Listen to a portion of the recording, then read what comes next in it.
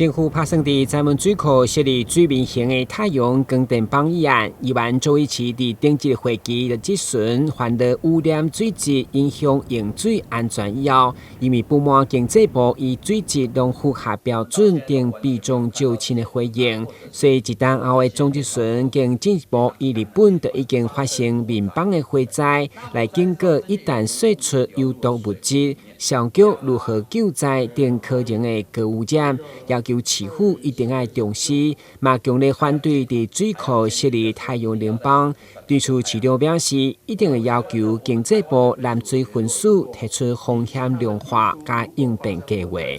还要坚定的说，一定要在水库上面做太阳能吗？我们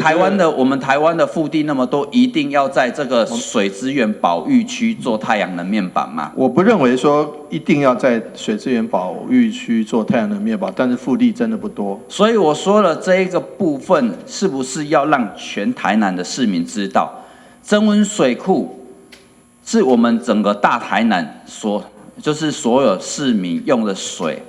但是我们那个嘉义大埔这边。他们一个大埔乡公所就可以决定我们所有台南市民用水的安全的问题。马上跟南水署南水分署联络，如果请他们提出，如果发生火灾之后的应变计划是什么，然后来看看这个应变计划大家可不可以接受啊？我希望这一件事情有没有量化的数据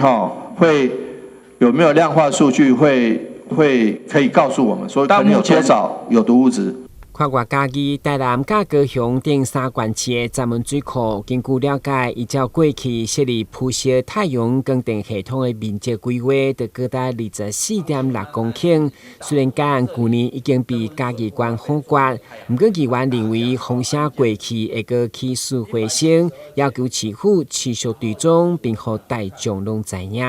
台南新闻，阮志林跟采访报道。